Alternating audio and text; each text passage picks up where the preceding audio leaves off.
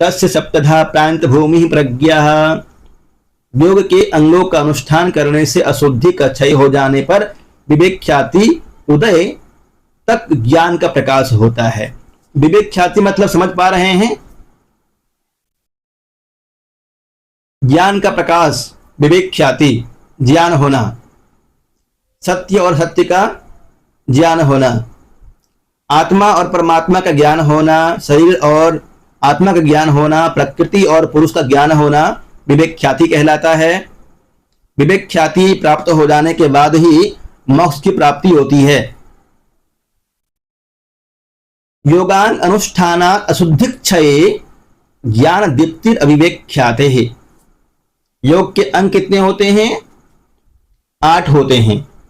यम, नियम, आसन, प्राणायाम, धारणा, ध्यान, समाधि, ये योग के अंग है। योगांग अनुष्ठानात्, योग के अंगों का अनुष्ठान करने से क्या होता है? अशुद्धि क्षय, अशुद्धि का नाश होता है और ज्ञान दीप्तिर अविवेक ख्याति ही, ज्ञान का प्रकाश होता है और विवेक ख्याति का उदय होता है। ज्ञान दीप्ति ही, ज्ञान का प्रकाश होता है और अविवेक ख्याति ही, विवेक ख्याति का प्रकाश होता है, विवेक ख्याति प्राप्ति होती है। इसके अनुष्ठान से, योग के अंगों के अनुष्ठान से। योगांग कितने होते हैं? 8 होते हैं ना? अष्टांग योग, हाँ, यम, नियम, आसन, प्राणायाम, धारणा, ध्यान, समाधि। यम, नियम, आसन, प्राणायाम, प्रत्याहार, धारणा, ध्यान, समाधि, ये योग के 8 अंग है। इनके अनुष्ठान से अशुद्धि का क्षय होता है, ज्ञान का प्रकाश होता है और विवेक ख्याति प्राप्त होती है। यम, अष्टांग योग गिनाए है आगे। यम, नियम, आसन, प्राणायाम, प्रत्याहार, धारणा, ध्यान, समाधयो अष्टावंगानि। अष्टौ अंगानि योग के 8 अंग है।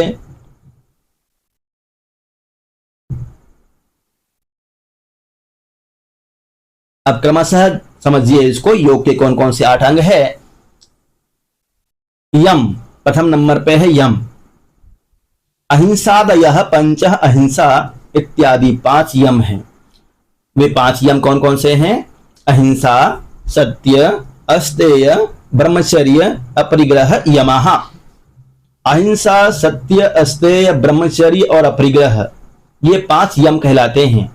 याद कीजिए, अहिंसा, सत्य, अस्तेय, ब्रह्मचर्य और अपरिग्रह, ये 5 क्या कहलाते हैं?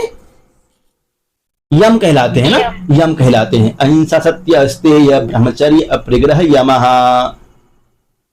अहिंसा, सत्य, अस्तेय, ब्रह्मचर्य और अपरिग्रह में से प्रथम अहिंसा को बताते हैं। अब आगे अहिंसा को बताते हैं। प्रथम नंबर पे अहिंसा है। तत्र अहिंसा सर्वथा सर्वदा सर्वभूतानाम अभिद्रोहः।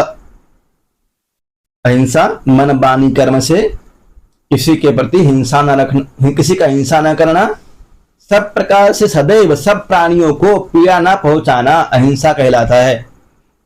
किसी प्रकार से किसी प्राणी को पीड़ा न पहुंचाना अहिंसा है।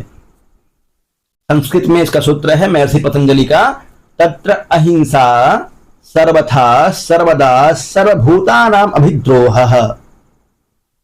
सर्वभूतानाम, सभी भूतों के साथ में, सभी भूतों के, अभिद्रोह, उनसे सभी भूतानाम अनभिद्रोह, अभिद्रोह नहीं, सर्वभूतानाम अनभिद्रोहः, सभी भूतों से द्रोह ना रखना।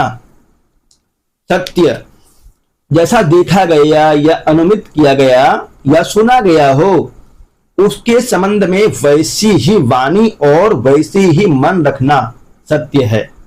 जैसे आपने सुना उसी तरह से प्रस्तुत करना और अंदर से भी उसी तरह से सोचना। मनसा वाचा कर्मणा सत्यम, सत्यम यथार्थे वांग मनसी।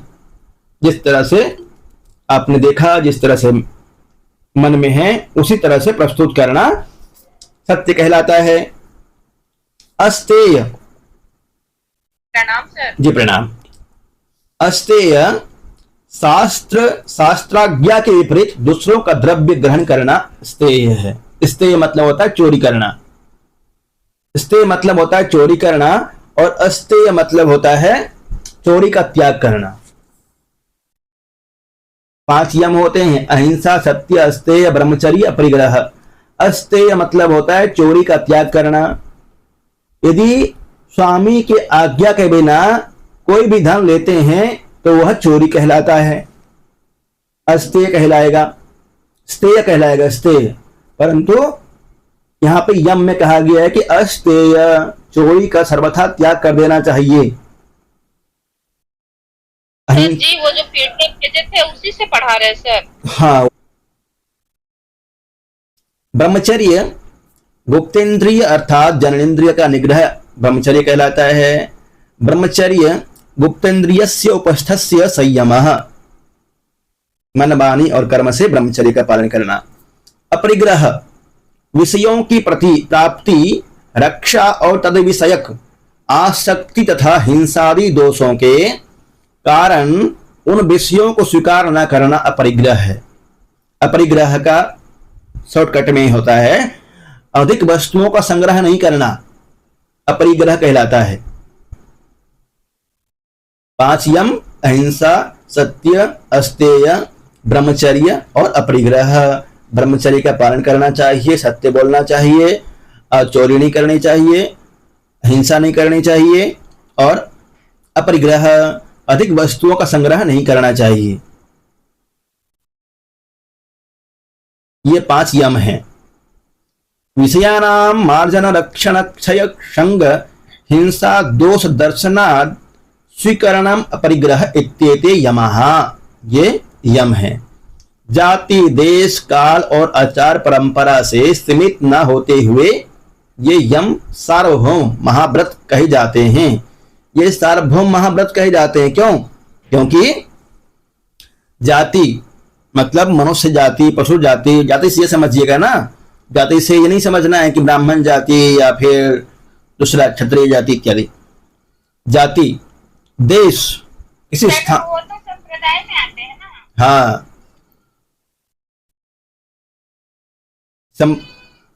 नहीं, जाति जैसे कहते हैं लोक में कि जाति, कुर्मी जाति, कौरी जाति और यादव जाति, इस तरह की जाति यहाँ पे नहीं है। यहाँ जाति से मतलब है मनुष्य जाति, पशु जाति, इस अर्थ में लीजिएगा जाति। देश मतलब स्थान, काल मतलब समय और आचार, आचार मतलब व्यवहार, परंपरा से सीमित न होते हुए आप जहां भी रहते हैं, जिस रूप में भी रहते हैं, इनका पालन करना चाहिए। ये 5 यम हैं, महाव्रत यम कहलाते हैं। महाव्रत किसे कहते हैं? 5 यम को ही महाव्रत के नाम से जानते हैं। अहिंसा, सत्य, अस्तेय, ब्रह्मचर्य, अपरिग्रह, यमः, 5 यम। जाति, देश, काल, समयानवच्छिन्नः सार्वभौमः महाव्रतम। जाति, देश, काल, समय से जो अनवच्छिन्न है, अवच्छिन्न नहीं है, बांट नहीं सकते हैं इसको। जाति, देश, ऐसा नहीं कह सकते हैं कि हम आज अहिंसा नहीं करूंगा, आज हिंसा कर लेता हूं, कल अहिंसा नहीं करूंगा, आज ब्रह्मचर्य का पालन नहीं करूंगा, कल कर लूंगा, आज मैं चोरी कर लेता हूं, कल नहीं करूंगा। इस तरह से करते हैं तो यम का पालन नहीं कर रहा है। जाति, देश, देश का मतलब क्या हुआ? जैसे कि मैं रांची जाऊंगा तो वहां पे चोरी कर लूंगा, परंतु दिल्ली जाऊंगा तो वहां पे चोरी नहीं करूंगा, इस तरह से नहीं हो सकता, यम नहीं कहलाएगा, यम के अंतर्गत नहीं आता है। फिर वो काल, 10 बजे, काल मतलब समय, मान लीजिए 10 से 12 बजे तक मैं झूठ नहीं बोलूंगा और शाम में झूठ बोलूंगा, इस तरह से नहीं होता है। आगे है नियम। 5 यम के बारे में आपने पढ़ा। नियम भी 5 ही होते हैं। शौच, संतोष, तप, स्वाध्याय और ईश्वर प्रणिधान, ये नियम कहे जाते हैं। शौच, संतोष, तप, स्वाध्याय, ईश्वर प्रणिधानानि नियमः। शौच संतोष तपः स्वाध्याय ईश्वर प्रणिधानानि नियमः।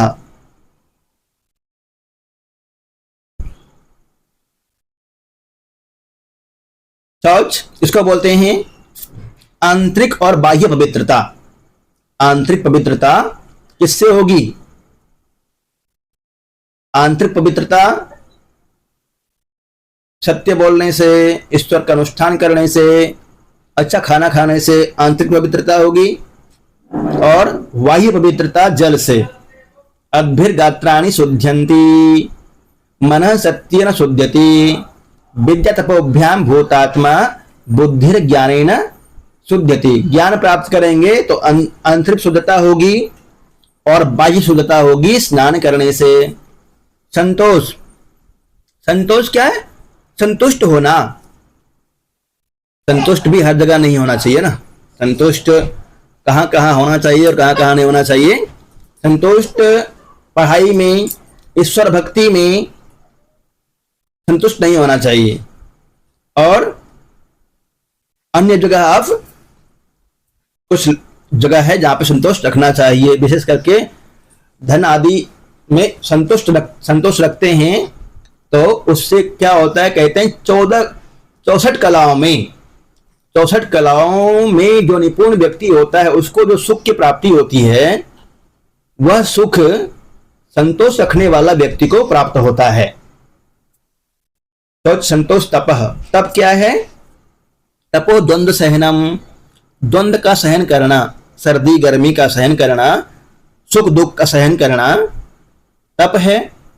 स्वाध्याय, अच्छे अच्छे ग्रंथों का अध्ययन करना स्वाध्याय कहलाता है। और ईश्वर प्रणिधान किसको कहते हैं? सर्व क्रियानाम गुरुर्पणम तत्फलम संन्यासोबा। सारी क्रियाओं को, जो भी कार्य करते हैं आप ईश्वर के प्रति समर्पित करते जाना। हे प्रभु, आपकी कृपा से ही तो हो रहा है। जो कुछ कर रहे हैं आपके देन है, आपके द्वारा ही हो रहा है। और उसका जो फल मिलता है उसको भी ईश्वर के लिए समर्पित कर देना ही ईश्वर प्रणिधान है। नियम कितने होते हैं? 5। यम कितने होते हैं? 5। ये याद कर लेंगे। अहिंसा, सत्य, अस्तेय, ब्रह्मचर्य, अपरिग्रह ये यम हैं। और शौच, संतोष, तपः, स्वाध्याय, ईश्वर प्रणिधानानि ये नियम हैं। ईश्वर प्रणिधान को यहां समझाया है। ईश्वर प्रणिधानम तस्मिन् परम गुरो सर्व कर्म अर्पणम। ईश्वर प्रणिधान का मतलब हुआ उस परम गुरु को, जो ईश्वर है, सबसे बड़ा गुरु है। स एसा पूर्वेषामपि गुरु कालेन अनवच्छेदात्, जो सबसे बड़ा गुरु है जिसको समय से नहीं माप सकते हैं। सारी क्रियाओं को उनके प्रति समर्पित कर देना। अहिंसा। अब आगे बताया है लाभ क्या होता है। यदि आप यम का पालन करते हैं तो उसका क्या लाभ होता है, यम का पालन क्यों करना चाहिए, उसका फल क्या है। अहिंसा प्रतिष्ठायाम तत्सन्निधो वैरत्यागः। यदि आप अहिंसा के प्रतिष्ठित हो जाते हैं, अहिंसा का पालन करते रहते हैं निरंतर, तो उस योगी को या जो भी व्यक्ति करता है उसके पास प्राणियों का पारस्परिक बैर भाव छूट जाता है। आसपास में जो प्राणी रहते हैं वो द्वेष नहीं करते हैं उससे। पूर्णतः अहिंसा का पालन करने पे किसी का हिंसा नहीं करते हैं, किसी को मारने की भावना नहीं रखते हैं। मन, वाणी और कर्म से तीनों तरह से दोष यदि कष्ट नहीं पहुंचाते हैं तो क्या होता है, आसपास में जो भी प्राणी होते हैं उससे बैर भावना छूट जाती है। आपने कई उदाहरण भी देखा होगा कि सिंह से दोस्ती कर लेता है, बाघ से दोस्ती कर लेता है, सांप से भी दोस्ती कर लेता है। क्या कारण है ऐसे दोस्ती करने का? अहिंसा की भावना मन में ना रखना। अहिंसा की भावना मन में रखेगा, हिंसा की भावना मन में रखेगा, अहिंसा की भावना मन में रखता है, हिंसा की भावना मन में रखेगा तो फिर जो सोच करके कार्य करता है वह नहीं हो पाएगा। अहिंसा प्रतिष्ठायाम तत्सन्निधो वैरत्यागः। अहिंसा का पालन करते हैं तो वैर का त्याग होता है। ये अहिंसा पालन का फल है, वैर त्याग। यम दूसरे नंबर पे यम था सत्य, अहिंसा सत्य। सत्य बोलने से क्या लाभ होता है, सत्य क्यों बोलना चाहिए। सत्य प्रतिष्ठायां क्रिया फलाश्रयत्वम, यदि निरंतर सत्य बोलते हैं, सत्य में आप प्रतिष्ठित हो जाते हैं, तो जो भी आपके द्वारा बोला जाता है वो सिद्ध हो जाता है, सिद्ध पुरुष हो जाता है। सत्य के प्रतिष्ठित वितर्क शून्यता, सत्य के प्रतिष्ठित वितर्क शून्यतया स्थिर हो जाने पर उस साधक में शुभाशुभ क्रियाओं और उनके फलों की आश्रयता आ जाती है। जो वो मुख से बोलता है उस तरह से फल की प्राप्ति होने लग जाती है, सत्य के निरंतर अभ्यास से, निरंतर सत्य बोलने से। आगे है अस्तेय, चोरी का त्याग करने से क्या लाभ होगा। अस्तेय प्रतिष्ठायाम सर्वरत्नोपस्थानम, यदि कोई व्यक्ति निरंतर चोरी नहीं करता है, मन वाणी और कर्म से भी चोरी नहीं करता है, तो सभी रत्नों की उपस्थिति हो जाती है उसके पास, सारे रत्न हो जाते हैं। अस्ते प्रतिष्ठायाम सर्वरत्नोपस्थानम, सभी रत्नों की प्राप्ति होती है उस व्यक्ति के पास में, उस साधक के पास में जो अस्तेय का पालन करता है। अस्तेय मतलब चोरी का त्याग करना, चोरी नहीं करना। हाँ, और ब्रह्मचर्य का क्या है, ब्रह्मचर्य प्रतिष्ठायाम वीर्य लाभ, जो ब्रह्मचर्य में प्रतिष्ठित हो जाता है, ब्रह्मचर्य का पालन करता है, वह शक्तिशाली हो जाता है। ब्रह्मचर्य पालन का ये लाभ है, चेहरे पे तेज दिखता है। आगे है 5वें नंबर पे यम में आता है अपरिग्रह। अपरिग्रह स्थैर्य जन्म कथांत संबोध, अपरिग्रह के स्थित हो जाने पर, अपरिग्रह के स्थित होने पर भूत, वर्तमान और भविष्य के जन्मों तथा अनेक प्रकार का सम्यक ज्ञान होता है। यदि अपरिग्रह का पालन करते हैं तो भूत, भविष्य और वर्तमान तीनों का ज्ञान हो जाता है अपरिग्रह के पालन से। अपरिग्रह क्या है, अधिक वस्तुओं का संग्रह न करना, जो अत्यावश्यक वस्तु हैं उसको ही संग्रह करना, अत्यधिक वस्तुओं का संग्रह नहीं करना ही अपरिग्रह है। शौच के स्थिर होने से आगे बताया है नियम, नियम के पालन से क्या लाभ होता है। नियमों के निरंतर पालन से, नियमों में प्रतिष्ठित हो जाने से क्या लाभ है। शौचात् स्वांग जुगुप्सा परेर संसर्ग, शौचात् स्वांग जुगुप्सा, जब आप शौच के स्थिर होने से अर्थात पवित्रता के विषय में निरंतर विचार करते हैं तो अपने अंगों के प्रति घृणा, स्वांग जुगुप्सा, जुगुप्सा मतलब होता है घृणा, स्व अंग, अपने अंग के प्रति घृणा होती है। और परेर असंसर्ग, अन्य प्राणी के अंगों से संसर्ग का अभाव हो जाता है, मतलब दूसरे से भी घृणा होने लग जाती है। शौचा स्वांग जुगुप्सा परेर संसर्ग, वो समझने लग जाता है कि अरे ये तो संसार इस तरह से बना हुआ है, सबके अंदर अशुद्धियां हैं, सब अशुद्ध है, पवित्र कोई भी नहीं है। इस शरीर से पसीना निकलता है, अनेक तरह से गंदगियां निकलती है, ऐसे वह सोचने लग जाता है। सत्व बुद्धि सौमनस्य एकाग्रेन्द्रिय जयात्म दर्शन योग्यत्वानि च, बुद्धि शुद्धि से मन की प्रसन्नता, एकाग्रता, इंद्रियों पर विजय और आत्म साक्षात्कार की योग्यता आती है। सत्व शुद्धि, सत्व मतलब बुद्धि, सत्व शुद्धि सौमनस्य एकाग्रेन्द्रिय जयात्म दर्शन योग्यत्वानि च, संतोष, संतोष का पालन करने से क्या लाभ होता है। संतोषात अनुत्तम सुख लाभ, संतोष के स्थिर होने से निरतिशय सुख की प्राप्ति होती है। निरतिशय सुख की प्राप्ति मतलब जो 64 कलाओं में भी सुख की प्राप्ति नहीं होती है, जो 64 कलाओं में निपुण होता है उसको जो सुख की प्राप्ति होती है, उसी तरह से सुख की प्राप्ति होती है संतोष के पालन से। इसलिए संतुष्ट रहना चाहिए अपने आप से। संतोष के स्थिर होने से निरतिशय सुख की प्राप्ति होती है। और स्वाध्याय के स्थिर होने से क्या होता है? स्वाध्यायात इष्ट देवता संप्रयोग। स्वाध्याय के स्थिर होने से इष्ट देवताओं का संपर्क होता है। स्वाध्यायात इष्ट देवता संप्रयोग। समाधि सिद्धि ईश्वर परिधानात। ईश्वर परिधान से क्या होता है? क्या लाभ है ईश्वर परिधान से? ईश्वर परिधान से समाधि की सिद्धि होती है। समाधि सिद्धि ईश्वर परिधानात। समाधि सिद्धि ईश्वर परिधानात।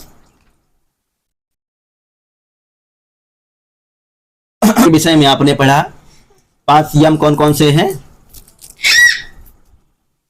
अहिंसा, सत्य, अस्तेय, ब्रह्मचर्य, अपरिग्रह, ये 5 यम है। और नियम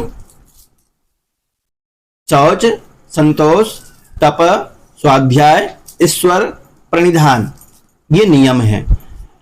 यम और नियम के पालन से क्या क्या लाभ होते हैं इसके विषय में भी आपने पढ़ा, याद कर लीजिएगा। थोड़ा सा और भी है, इसको देख ही लेते हैं। आसन किसको बोलते हैं? स्थिर सुखम आसनम। जिस भी स्थिति में आप बैठते हैं उसमें निरंतर सुखपूर्वक बैठे रहना ही आसन कहलाता है। स्थिर सुखम आसनम। स्थिर सुखम आसनम, जो शारीरिक स्थिति स्थायी और सुखद हो, जिसमें भी आपको बैठने में अच्छा लगे, उसमें निरंतर बैठे रहना वह आसन है। जैसे पद्मासन, वीरासन, भद्रासन आप करते ही हैं। आस्यते अननीति करने ल्यूट, मतलब इसमें आस धातु ल्यूट प्रत्यय है, आसन बना है। आस धातु ल्यूट प्रत्यय से आसन बना। ततो द्वंद्वान अभिघातः। ततो क्या होता है? आसन सिद्धि से क्या लाभ होगा? आसन की सिद्धि से द्वंद्वों से बाधा नहीं होती। द्वंद्वान अभिघातः। आसन सिद्धि होने पर शीतोष्णादि, द्वंद्व क्या कहलाता है? ठंडी गर्मी, सुख दुख इत्यादि द्वंद्व कहलाता है।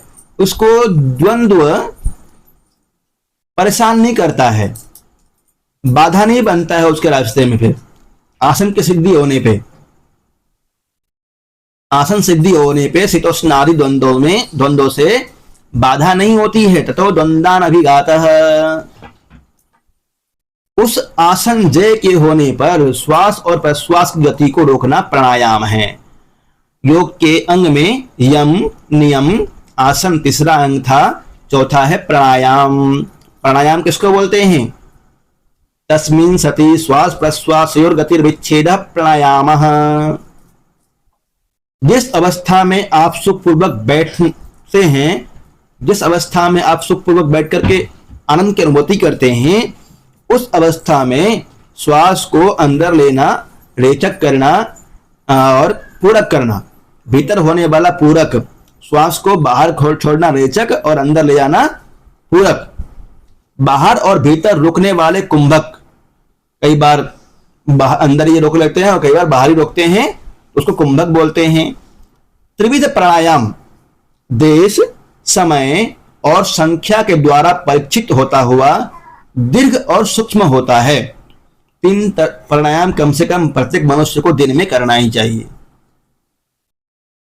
श्वास अंदर लेना, कुछ देर तक रोकना, बाहर निकालना, बाहर ही रोकना, जहां पे है वहीं पे रोक देना। 3 तरह के प्राणायाम। अब प्राणायाम करने से क्या होता है? क्या लाभ है प्राणायाम करने से? तथैव इंद्रियाणाम दह्यन्ते दोषा प्राणस्य निग्रहात्। प्राणायाम का लाभ यह होता है कि जिस तरह से सोने को अग्नि में तपाते हैं तो उसमें जो गंदगियां होती है वो निकल जाती है, सारी गंदगी। उसी तरह से जो व्यक्ति प्राणायाम करता है उसके सारे दोष निकल जाते हैं, सारी बीमारियां दूर हो जाती हैं। इसलिए प्राणायाम करना ही चाहिए। कौन कौन से प्राणायाम हैं? बाह्य अभ्यंतर स्तंभ वृत्ति देश काल संख्या भी परिदृष्ट बुध सूक्ष्म। उस प्राणायाम की सिद्धि से, प्राणायाम की सिद्धि से क्या होता है? बाह्य अभ्यंतर स्तंभ वृत्ति देश काल संख्या भी परिदृष्ट बुध सूक्ष्म। उस प्राणायाम की सिद्धि से प्रकाश पर पड़ा हुआ पर्दा क्षीण होता है। प्रकाश पर पड़ा हुआ विवेक ख्याति पे जो ज्ञान जल्दी नहीं प्राप्त होता है, उस पे जो पर्दा पड़ा रहता है अज्ञान का, वो क्षीण हो जाता है, कमजोर हो जाता है और ज्ञान प्राप्त होता है। अशुद्धियां दूर होती है, शुद्ध होने लग जाता है और जो शरीर में बीमारियां होती है, बीमारी भी भग जाती है। ततः क्षीयते प्रकाशावरणम, धारणाओं में मन की क्षमता होती है। धारणा सुच योग्यता मनसः, सब प्राणायाम के लाभ है। ततः क्षीयते प्रकाशावरणम, प्रकाश के आवरण में जो बाधाएं हैं वो दूर हो जाती हैं। और धारणा सुच योग्यता मनसः, मन की योग्यता विशेष धारणा पर होती है। प्राणायामात् अभ्यासादेव प्रषद्दनविधारणाभ्याम व प्राणस्य इति वचनात्, अपने इंद्रिय अर्थात इंद्रियों के विषय के साथ सन्निकर्ष न होने पर इंद्रियों का चित्त के स्वरूप का अनुसरण सा कर लेना प्रत्याहार है। प्रत्याहार अगला देखिए, योग के अंग में यम नियम आसन प्राणायाम प्रत्याहार धारणा ध्यान समाधि। इसके बाद 3 स्विषया संप्रयोगे। स्विषय मतलब अपने विषय से। जैसे जिह्वा का विषय क्या है? जिह्वा का विषय रस, त्वचा का विषय है स्पर्श, कान का विषय है कर्ण का, श्रोत्र का विषय शब्द। स्विषया असंप्रयोगे, अपने विषय से हटा लेना। जैसे कान का विषय शब्द है तो उस शब्द के प्रति आकर्षण नहीं होना। चित्त स्वरूपानुकार, चित्त को अपने स्वरूप में लय कर देना, ये प्रत्याहार है। स्विषया असंप्रयोगे चित्त स्वरूपानुकार इवेन्द्रियाणाम प्रत्याहारः, अपने अर्थात इंद्रियों के विषयों के साथ सन्निकर्ष न होने पर इंद्रियों का चित्त के स्वरूप का अनुसरण सा कर लेना, चित्त के स्वरूप का अनुसरण सा कर लेना प्रत्याहार कहलाता है। प्रत्याहार से क्या लाभ होता है? प्रत्याहार में सिद्धि प्राप्त कर लेने से ततः परमावश्यतेन्द्रियाणाम, उस प्रत्याहार से इंद्रियों की प्रबल वशवर्तिता होती है, अर्थात इंद्रजित बन जाता है, इंद्रियों में सिद्धि प्राप्ति होती है। देशबंध चित्तस्य धारणा, धारणा किसको बोलते हैं? चित्त के सात्विक वृत्ति को किसी बाहरी या भीतरी प्रदेश में लगाना ही धारणा है। किसी विशेष बिंदु पर लगातार किसी विशेष बिंदु पर लगाना ही धारणा है। देशबंध चित्तस्य धारणा, धारणा वाले विषय में ध्येय रूप आलंबन वाले ध्येय पर ही केंद्रित तथा अन्य ज्ञानों से अस्पष्ट ज्ञान की अविच्छिन्न तथा अभिन्न धारा ही ध्यान है। ध्यान किसको बोलते हैं? ध्यान तो सुना ही आपने। तत्र प्रत्येकतानता ध्यानम, जिस बिंदु पर धारणा के रूप में ध्यान लगाया उस पर लगातार अपने चित्त को स्थिर रखना ही ध्यान है। तत्र प्रत्येक तानता ध्यानम, प्रत्यय मतलब ज्ञान, उस विषय पे निरंतर सोचना चिंतन करना ही ध्यान है। समाधि किसको कहते हैं? अंतिम है समाधि, योग के अंतिम अंग के रूप में। तदैवार्थमात्र निर्भासम स्वरूप शून्यमिव समाधि, सिर्फ ध्येय अर्थात ईश्वर के विषय में, जिसके विषय में आप सोच रहे हैं, ध्येय मात्र को निर्भासित करने वाला अपने ज्ञानात्मक रूप से भी रहित सा ध्यान ही समाधि है। अपने आप को भी नहीं पहचानना, अपना भी अब भास नहीं रहना, समाधि कहलाता है। योग के लिए जिन समाधियों की उपयोगिता होती है वे क्रमशः ये है, क्या है वे? योगांग रूपिणी के प्रस्तुत सूत्रोक्त समाधि, संप्रज्ञात समाधि और संप्रज्ञात समाधि। संप्रज्ञात समाधि के कल अंग बताया था संप्रज्ञात समाधि कितने प्रकार के होते हैं, असंप्रज्ञात समाधि कितने प्रकार के होते हैं। संप्रज्ञात समाधि याद किए कितने प्रकार के होते हैं, कल बताया था। वितर्क विचार आनंद स्मिता रूपानुगमात संप्रज्ञात है। हाँ, वितर्क विचार आनंद अस्मिता रूपानुगमात संप्रज्ञात है। वितर्क विचार आनंद और अस्मिता 4 प्रकार के संप्रज्ञात समाधि है, और असंप्रज्ञात समाधि 2 प्रकार के, विदेह लय और प्रकृति लय असंप्रज्ञात समाधि।